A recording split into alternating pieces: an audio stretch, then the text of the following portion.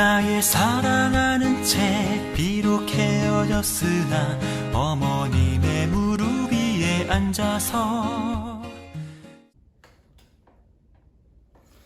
안녕하십니까, 김태환 목사입니다. 오늘부터 나의 사랑하는 책이라는 시리즈를 여러분과 함께 나누어 보도록 하겠습니다. 나의 사랑하는 책은 우리 아부다비 오늘교회 모든 분들이 함께 좀 참여해 주셨으면 합니다. 그동안에 읽었던 책 중에서 소개하고 싶은 내용과 또 은혜 받았던 내용들, 또 나에게 도움이 되었던 그런 책의 내용들을 소개하고 또 여러분이 느낀 점들을 함께 나누는 그러한 프로그램이 되기를 소망해 봅니다. 우리가 예수님을 믿는 믿음의 공동체 안에서 정말 우리에게 주었던 큰 영향력을 주었던 그런 책들을 나눠주셔도 좋겠고, 또 인문학이나 또 이러한 책들, 세상의 책들 중에서도 우리가 알고 또 배우고 또 기독교적인 관점에서 또 성경적인 세계관 속에서 어떻게 그런 세상의 책들을 또 바라볼 것인가, 그런 내용들도 함께 나눌 수 있으면 좋겠습니다. 특별히 이번 여름 방학 때 많은 성도님들이 이제 흩어지게 될 텐데, 그 가운데서 여러분들에게 또 독서가 주는 유익이 있으리라고 생각합니다. 여러분들 혹시 읽고 싶은 책이 있으시면 또 추천해 주셔도 좋겠고요. 또 그동안에 읽었던 책 중에서 정말 나누고 싶은 내용들이 있다면 또 여러분들 말씀해 주시면 저희들이 또 함께 나눌 수 있도록 노력해 보도록 하겠습니다. 오늘은 첫 번째로 진정한 리더십은 위기에 빛난다, 정인수 목사님이 지으신 책인데요. 이 책에 대해서 함께 나눠보고 싶습니다. 이 책을 알게 된 거는 한 2년 전에 저희 교회 장로님 중에 한 분이 이제 한국에 다녀오시면서 저에게 이 책 선물을 하셨던 기억이 있습니다. 사실은 그때 사역 때문에 바빠서 이 책을 이제 책장에다 그냥 꽂아놓고 있었어요. 그러다가 최근에 책장에 이제 다른 책들을 찾아보다가 이 책의 이 제목이 눈에 들어왔습니다. 진정한 리더십은 위기에 빛난다. 우리 코로나 바이러스로 인해서 어떻게 보면 개인의 삶 속에서도 또 공동체에서도 또 우리의 삶의 여러 가지 영역 가운데 이제 우리가 기대하지 못했던, 우리가 예측하지 못했던 그런 위기 상황들이 우리에게 찾아오는 것을 우리가 많은 분들이 느끼실 거예요. 그런데 왜 장로님이 2년 전에 저에게 이 책을 준비해 주셨을까? 사실 그때는 큰 저에게 위기도 아니었고, 어떻게 보면 굉장히 평탄하게 목회를 하고 있었다고 생각이 되어졌습니다. 그런데 아마 인생을 살았던 우리 지혜 있으신 분들의 아마 선견지명이 아닐까라는 생각이 들어요. 왜냐하면 위기는 닥쳤을 때 해결하는 것이 아니라 위기는 이미 준비된 자에 의해서 해결되는 것이 아닌가라는 생각을 해보게 됩니다.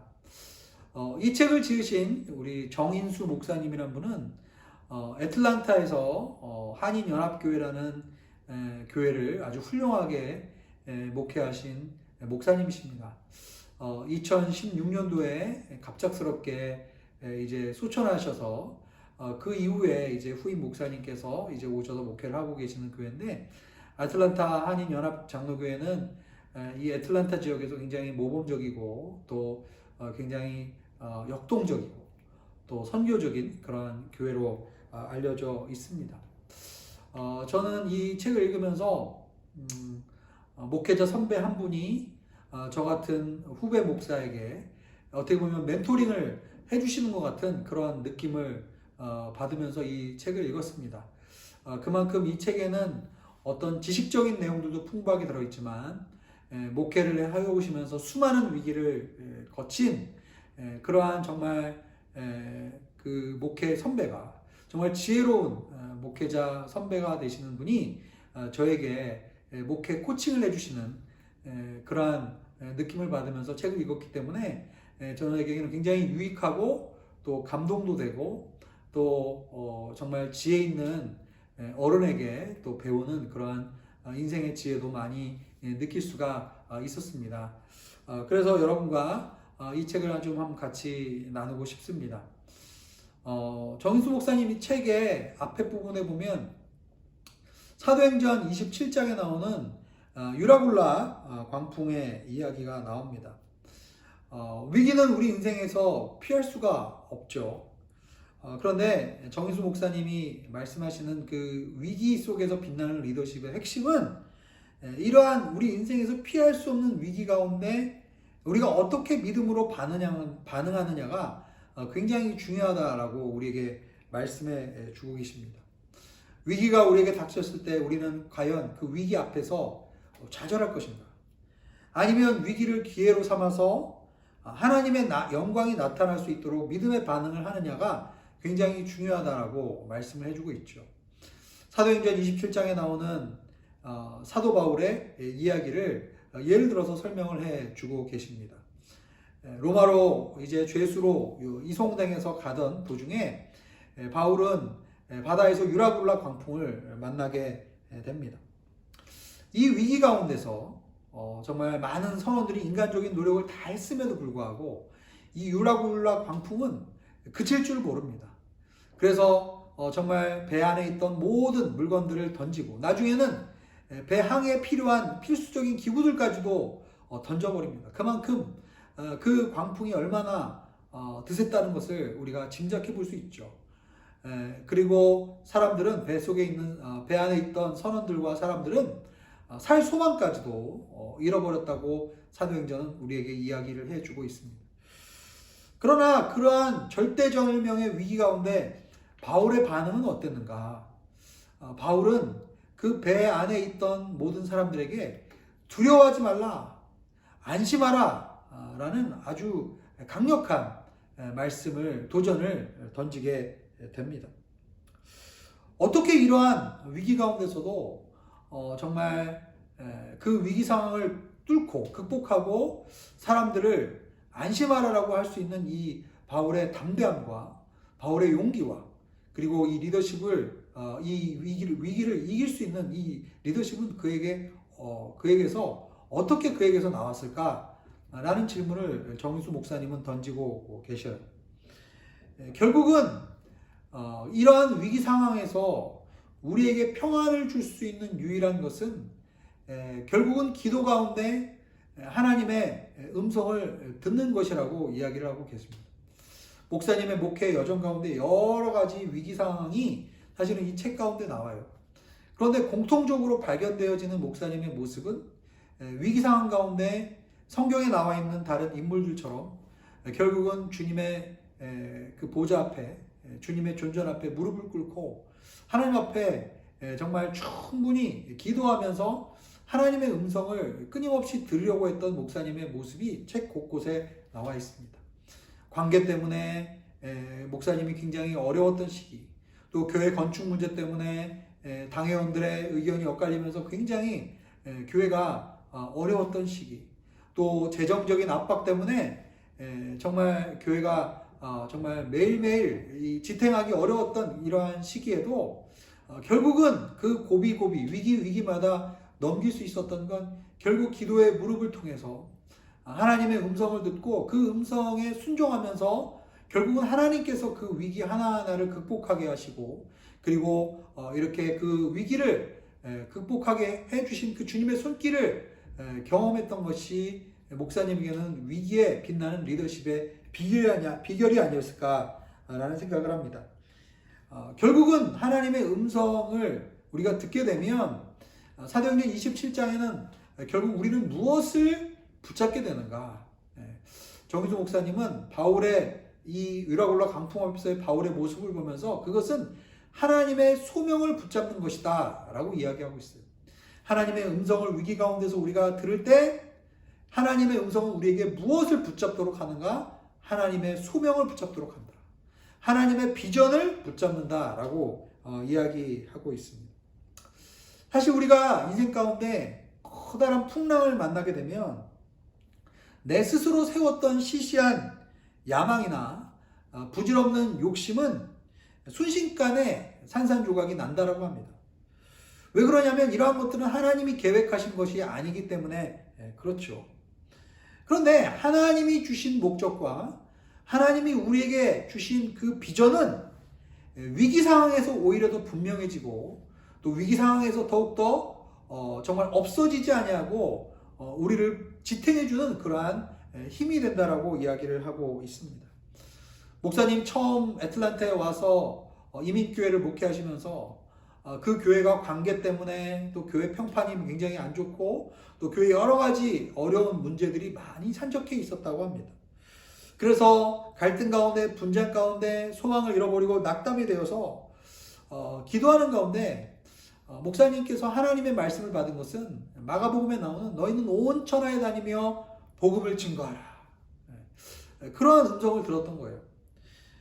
그것은 바로 기도 가운데서 하나님께서 리더에게 선교적인 비전을 주신 것이라고 설명을 하고 있습니다. 그러면서 주님께서 목사님에게 너부터 먼저 하나님께 먼저 너를 드려라.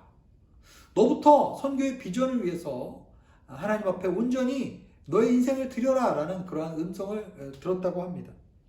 그래서 그 이후에 사실 그 교회가 더욱더 선교에 힘쓰는 교회가 되고 목사님부터 먼저 발벗고 선교 현장을 다니면서 아우리치를 하고 선교사님들을 위해서 기도하고 그리고 멕시코나 중남미에 있는 그러한 교육 선교 사역을 하면서 그 교회에 있는 리더십들, 장로님들부터 선교의 비전에 함께 동참하면서 결국은 그 교회가 당면했던 여러 가지 어려운 문제들을 이제 극복하게 되었다는 그러한 간증이 제 마음에 크게 와 닿았다는 것을 이제 저는 고백할 수가 있습니다.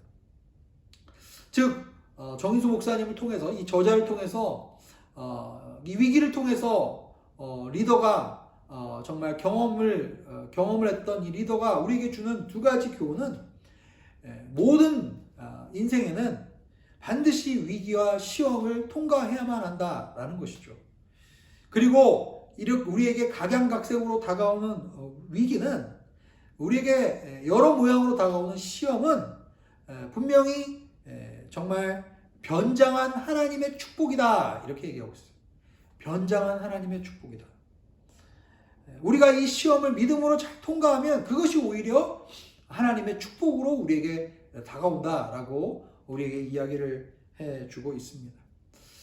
위기 극복을 위해서 정말 이렇게 이 위기를 이제 하나님의 축복으로 바꾸는 리더십의 핵심 리더십은 정인수 목사님은 특별히 탄력적인 리더십이다 라고 강조하고 있어요. 리더가 원칙을 지켜야 하지만은 그러나 위기 상황에는 탄력적으로 의사결정을 내려야 한다라고 얘기합니다. 때로는 논리적이고 체계적인 그러한 정책도 필요하지만 그러나 위기 상황에서는 리더가 직관적으로 날카롭고 신속한 통찰력 있는 결정을 해야 하는 그러한 때가 있다라고 말하고 있어요. 이러한 직관적인 리더십은 결국은 현장 경험이 많은 사람들이 갖게 된다라고 이야기를 합니다. 그래서 리더가 위기가 닥쳤을 때는 결국 현장을 떠나서는 안 된다라고 얘기하고 있어요.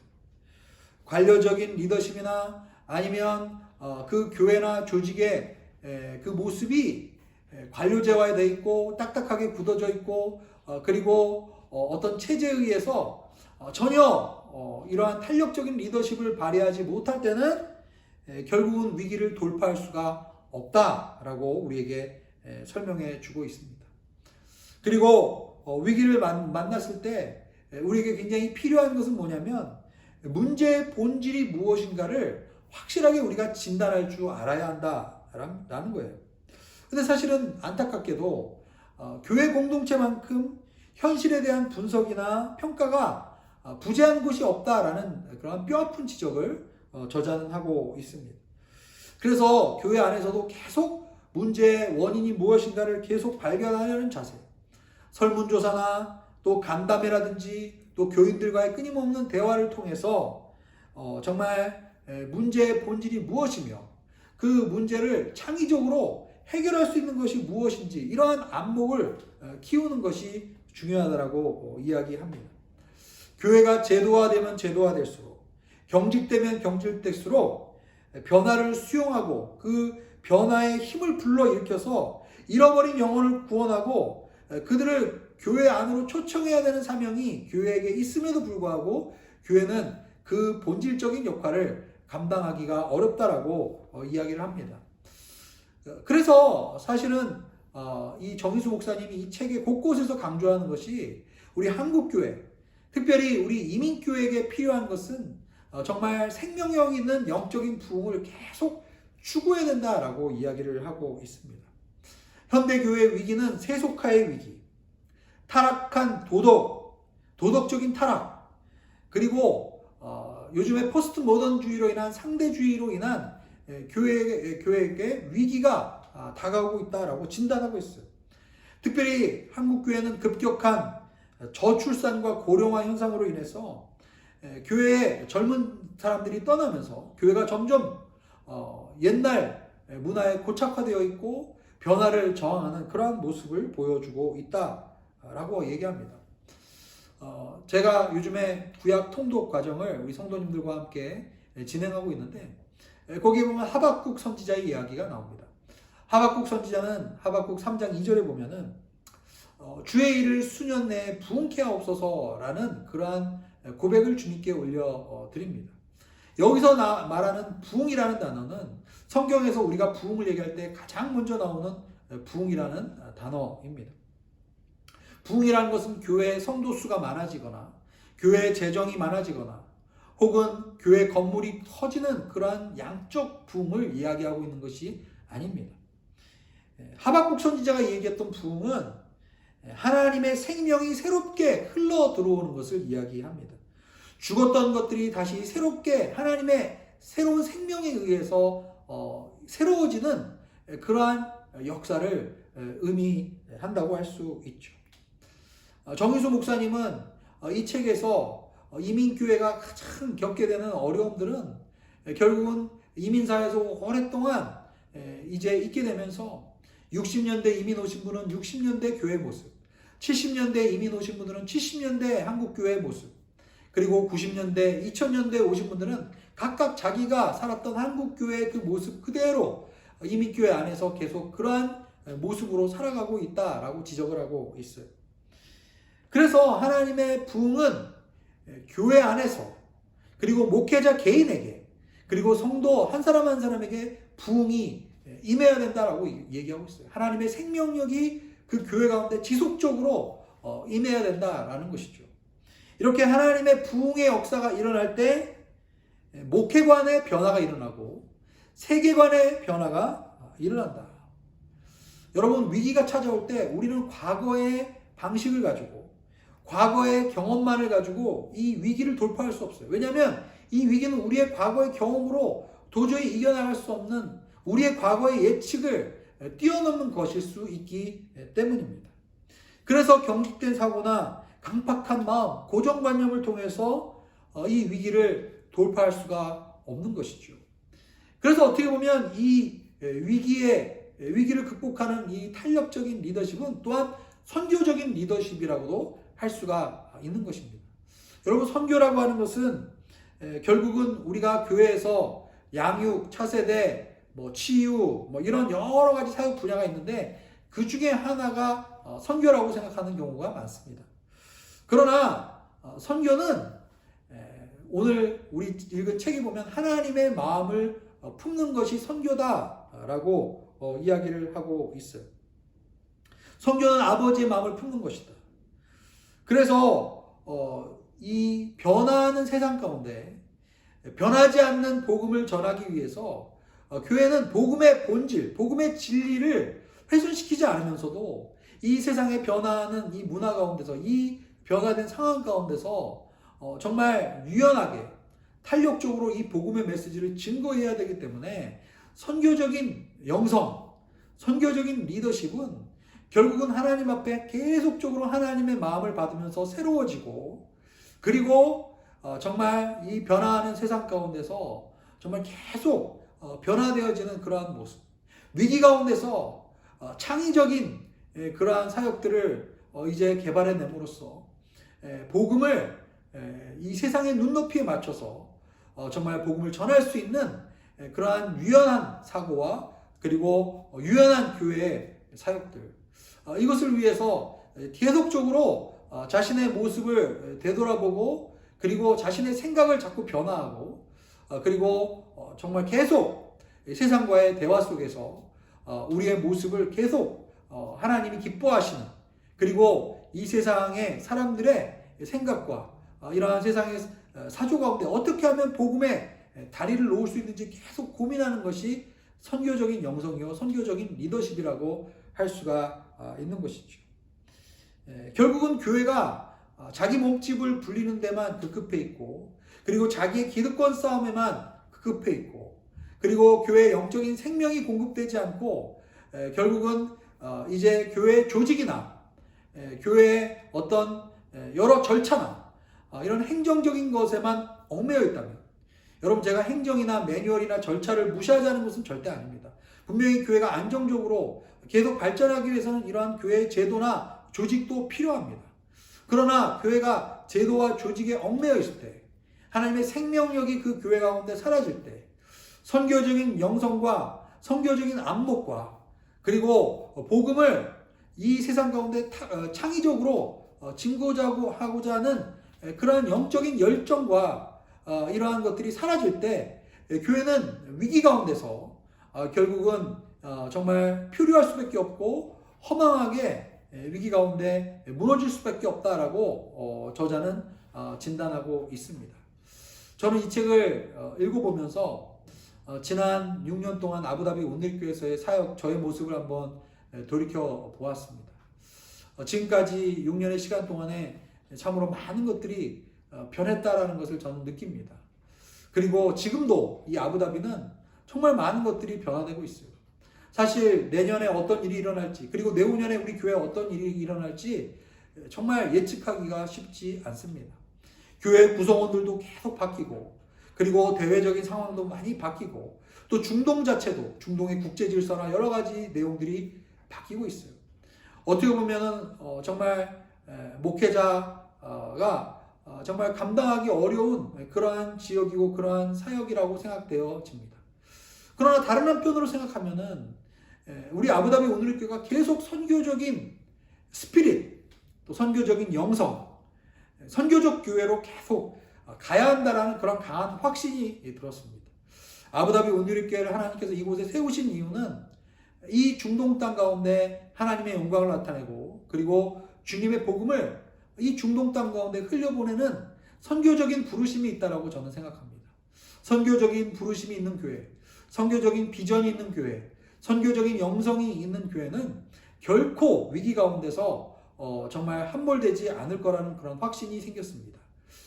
이것을 위해서 우리는 끊임없이 나를 쳐서 주님 앞에 복종하고, 그리고 내 생각이 고착화되어 있지는 않은가, 내가 과거에 집착하고 있지는 않은가, 그리고 내가 해왔던 것을 답습하면서 거기에서 우상을 쌓고 내 기득권을 쌓으려고 하는 그러한 모습이 내 안에 없는가, 목회자로서 개인적인 그러한 돌아봄의 시간을 갖게 됩니다.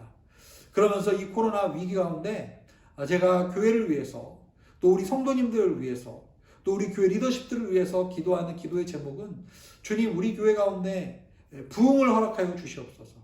수적인 부흥, 양적인 부흥이 아니라 정말 우리의 생각이 변화되는 부흥, 우리의 관점이 변화되는 부흥, 우리의 목회관이 변화되는 부흥을 우리에게 허락하여 주옵소서.